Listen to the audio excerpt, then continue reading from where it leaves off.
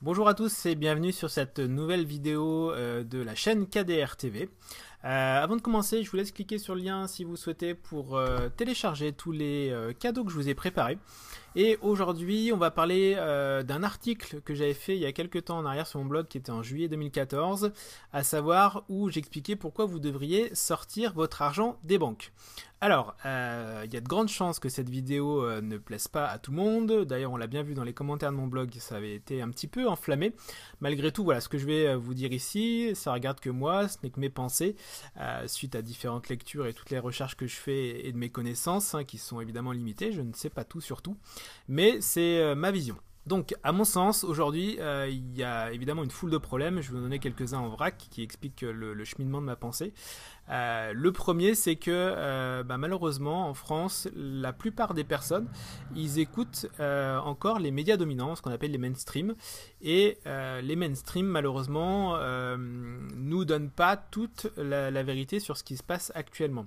Alors, c'est pas du tout une idée d'être complotiste, c'est juste un fait avéré. Si vous regardez le journal de TF1, la moitié, c'est pour vous expliquer ce qui se passe sur comment le berger fait son fromage dans le Larzac et puis que demain il va faire beau et qu'après-demain il risque d'y avoir de la grêle.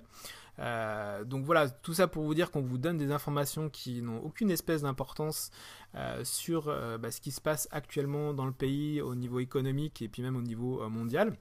Donc a priori, enfin c'est un conseil, moi il y a 4 ans, 5 ans même peut-être que je regarde plus la télé, et pourtant ça m'empêche pas d'être super informé, donc prenez vos sources d'informations d'une manière autre que ce qu'on vous raconte sur TF1 ou les médias mainstream, parce que c'est malheureusement leur vision, et cette vision elle est compréhensible quand vous cherchez à qui appartiennent ces médias. Je vous laisserai peut-être, je vous mettrai un lien dans les commentaires sur un livre qui s'appelle Ils ont acheté la presse, sauf erreur, qui vous expliquera du coup à qui appartiennent toutes ces chaînes et du coup pourquoi on vous raconte ce qu'on vous raconte.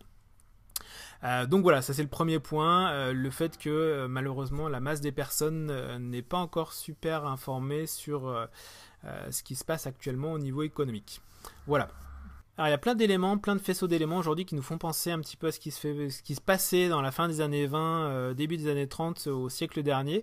Et pour ce faire, pour essayer de comprendre de manière plus large, je vous laisserai lire le bouquin, très très bon bouquin d'Olivier Berruyer qui s'appelle Les faits sont têtus, qui explique qu'au final l'histoire se répète de manière très régulière et qu'on voit que ce qui se passe actuellement, malheureusement c'est souvent ce qui s'est passé en période de grande crise et éventuellement de guerre importante. Donc, premier élément de ce faisceau d'éléments qui est que le fait que les grands institutionnels essayent de racheter tout l'or qui existe, l'or physique, hein, j'entends, alors que ces grands institutionnels en même temps, ils vous disent de ne pas acheter d'or, parce que c'est pas intéressant, parce que le cours, quand on regarde ce qui s'est passé sur les dernières années, ça varie, mais finalement, ils essayent d'expliquer que c'est pas un investissement intéressant, alors que eux, de leur côté, rachètent tous les stocks d'or qu'ils peuvent, parce qu'ils savent que c'est ce qu'on appelle une valeur refuge et que un lingot d'or, la valeur de l'once d'or peut varier, hein, de 1000 à 1700 dollars sur ce qui s'est passé ces dernières années, mais ça vaudra toujours quelque chose.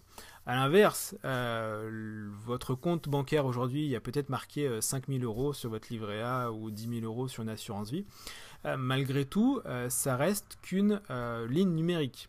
Et il faut bien savoir que quand vous mettez votre argent dans votre banque, le propriétaire de l'argent, ça peu de personnes le savent, mais ça devient la banque, le propriétaire de cet argent. C'est-à-dire qu'elle a une créance pour vous, mais le propriétaire final, c'est la banque. Et quand on voit ce qui s'est passé à Chypre et lois européennes qu'ils ont passées sur le fait qu'ils peuvent venir ponctionner les comptes des gens sans leur demander leur avis, et finalement vous vous rendez compte que cet argent qui est en banque, qui est le vôtre, la sueur de votre travail, finalement vous n'avez pas la main dessus. Donc je reviens 3 minutes sur Chypre parce que souvent on me dit ce qui s'est passé à Chypre c'était pas important, parce que déjà c'est un petit pays, et puis surtout ils ont ponctionné un pourcentage de tous les comptes qui dépassaient 100 000 euros. Et donc la plupart des gens avec qui j'en discute, ils me disent oui mais tu sais 100 000 euros, finalement on s'intéresse qu'aux riches, et puis si on prend un pourcentage aux riches c'est pas très grave. Alors je suis d'accord, il y a peu de personnes particulières qui ont plus de 100 000 euros sur des comptes, ça c'est sûr. Par contre, Chypre a pris un pourcentage sur ce qui dépassait 100 000 euros, mais même sur les comptes professionnels. Et puis là, pensez-y, dans la boîte dans laquelle vous travaillez aujourd'hui, s'il y a 5, 10, 20, 50, 100 salariés ou plus, c'est bien souvent des centaines de milliers d'euros ou quelques milliers d'euros, ou beaucoup plus, quelques millions d'euros, pardon, qui sont sur les comptes, parce que chaque mois, il faut payer les salaires, il faut payer les prestataires, il faut payer les fournisseurs, il faut payer les clients, du coup, il y a besoin de ce qu'on appelle la trésorerie, et pour les sociétés, c'est des trésoreries qui sont très importantes. Et du coup, si on vient ponctionner ces sociétés sont embêtées et au final, en cascade, si vous êtes salarié de la société, vous allez être aussi embêté si le patron ne peut plus vous verser votre salaire. Tout ça pour dire que a priori c'était une forme de test pour voir comment réagissaient les gens, puis on a bien vu, à part essayer de mettre leurs cartes dans leur ATM, leur distributeur d'argent, les chypriotes, ils n'ont pas fait grand chose.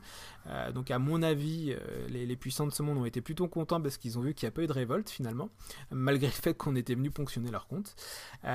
Donc voilà, et il faut savoir qu'il y a des lois qui sont passées au Parlement européen il n'y a pas très longtemps qui autorisent à ponctionner vos comptes si une banque fait faillite. Et donc, ça veut dire ce qui s'est passé à Chypre, ça peut se passer à l'échelle européenne dès qu'il y a une banque qui fait faillite. Surtout quand on sait comment sont exposées les banques et que ça peut vite passer sur un défaut structurel vraiment en cascade. Parce que pour vous donner un ordre d'idée, la BNP, elle est exposée à un niveau qui équivaut à 10 fois le PIB de la France. D'accord ? Donc 10 fois la richesse nationale créée par tous les Français. Juste la BNP, donc une banque qui est en plus connue a priori comme une des plus solides banques françaises, et elle est exposée à 10 fois ça sur les marchés. Donc c'est complètement fou. Les banquiers ont perdu les pédales. Donc je parle des grosses têtes des banques, pas du guichetier que vous allez voir quand vous allez discuter avec votre banquier qui, lui, ne comprend rien à ça et souvent ne s'y intéresse pas parce qu'il n'est pas formé, tout simplement. J'ai rencontré beaucoup de banquiers et je sais comment ça se passe en interne. Tout ça pour dire que si une partie des actifs de la BNP perd 5% dans une journée, ce qui peut se passer, on a vu par exemple le franc suisse l'autre jour qui a perdu 30% dans la journée, ça peut faire des dégâts en dizaines de milliards d'euros. Et quand on sait que leur réserve fractionnaire, donc c'est-à-dire l'argent qu'ils ont pour faire face à ces problèmes, il est très faible au regard de leur exposition, ça peut vite passer en défaut très très rapidement. Et après, quand on sait que toutes les banques sont interconnectées, ça peut aller très très vite. Et ça, le truc c'est que dans la journée, vous ne savez pas, mais du coup, ils peuvent déconnecter tous les ATM, tous les distributeurs de billets, et après, vous êtes embêté parce que vous ne pouvez plus disposer de l'argent que vous aviez en banque. À savoir qu'à Chypre, sauf erreur, je crois que les guichets sont restés bloqués pendant 5 ans. 5 jours, ce qui est déjà beaucoup, 5 jours. Donc tout ça pour en revenir sur l'or. Donc moi, le conseil que je vous donne, c'est de ne plus avoir trop d'argent en banque, si ce n'est votre besoin mensuel pour payer vos factures. Mais si vous avez l'argent de côté, ça n'engage que moi, c'est pas un conseil, c'est ce que je fais pour moi. C'est de plus d'avoir d'argent numérique parce que malheureusement, on ne peut pas avoir confiance en ces banques qui font vraiment n'importe quoi à très haute échelle. Et du coup, cet argent peut malheureusement vous être volé comme ça s'est déjà passé dans l'histoire. Donc plutôt d'avoir des choses physiques, donc aussi bien de l'investissement en dur, donc c'est aussi bien du parking que de l'appartement ou des immeubles selon où vous habitez et selon les prix. Et puis investir dans les sociétés en physique, des sociétés peut-être que vous connaissez, ou d'avoir des métaux précieux type argent et or, parce que ça vaudra toujours quelque chose, peu importe ce qu'il arrive. Et si demain on n'a plus accès à de l'argent papier qui au final ne vaut rien, ça vaut que le papier, sauf si la confiance dans la monnaie est là, et on sait quand il y a une crise, plus personne n'a confiance dans la monnaie. Et du coup, il faut trouver un autre système d'échange si on n'a plus confiance dans la monnaie papier, comme ça s'est passé déjà de maintes fois dans l'histoire. Et du coup, c'est bien d'avoir quelque chose de physique pour pouvoir échanger si vraiment il y a un problème comme ça qui arrive. Autre faisceau qui fait penser ça, c'est que on nous a forcé à rentrer dans l'Europe, on force 27 pays à créer une zone ensemble et une monnaie unique, ce qui est complètement débile parce qu'on est 27 pays avec 27 histoires différentes, 27 cultures différentes, 27 niveaux de vie différents. Quand on voit qu'en France, a priori, il faut à peu près 1500 € pour vivre correctement, la base en tout cas, et que en Pologne ou en Bulgarie ou dans les pays de l'Est ou même en Ukraine, je crois que c'est un des pays, je crois qu'il est 3 fois plus pauvre que la Chine, l'Ukraine de l'Ouest, Donc ça veut dire que là-bas on peut vivre avec 100 ou 200 euros. Donc c'est évident qu'il y a des distorsions de marché, ce qui explique l'histoire des plombiers polonais, de ce que vous entendez. Enfin voilà, le fait qu'on soit sur un dumping social et qu'on tire les salaires vers la baisse et que du coup les entreprises licencient en masse parce qu'elles peuvent plus faire face à la concurrence des pays où la main d'œuvre est moins chère. Et on arrive sur des choses complètement débiles, comme en parle Olivier Delamarche sur BFM TV de temps en temps. C'est un des seuls qui est écoutable sur BFM TV, qui explique qu'à force de virer les gens, au bout d'un moment, s'il ne reste plus que le PDG et la secrétaire, malheureusement, on ne pourra plus faire grand-chose. Enfin, dernier faisceau, il y en a encore plein, je pourrais parler pendant des heures, mais je sais que tout le monde est bien pris, donc je vais essayer de ne pas faire une vidéo qui est trop longue.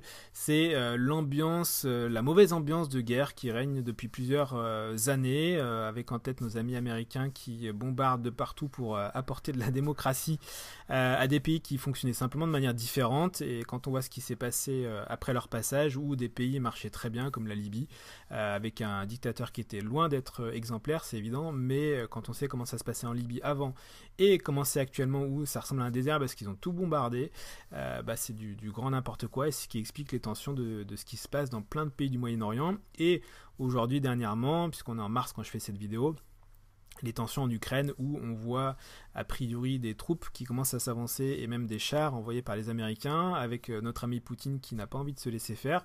Je ne vais pas détailler l'Ukraine parce que c'est compliqué et je suis loin d'être un spécialiste de la chose, mais je vous conseille d'écouter Olivier Berruyer quand il passe sur BFM TV, il explique très bien les choses. Aussi Pierre Jovanovic, vous pouvez trouver sur internet, qui fait des revues de presse une fois par mois, ça dure 2 ou 3 heures, mais c'est vraiment super intéressant et ça vous donne un autre regard sur l'actualité que la soupe qu'on vous sert sur France 2, Antenne 2, je sais plus comment on dit, la 2, ou TF1. Donc voilà, dites-moi ce que vous en pensez. Je sais que cette vidéo va pas plaire à tout le monde, elle va être clivante parce que souvent, si on n'a pas les informations, on préfère rester dans son petit microcosme et se dire que tout va bien, que d'écouter Hollande qui nous explique que la croissance est là et que ça réembauche, alors que tout le monde autour de soi voit très très bien que c'est pas du tout le cas dans le quotidien. Donc voilà, dites-moi ce que vous en pensez, comment vous voyez les choses, et puis si vous appréciez la vidéo, mettez-moi un petit pouce, pensez à vous abonner à la chaîne, et puis je vous dis à très bientôt sur KDR TV.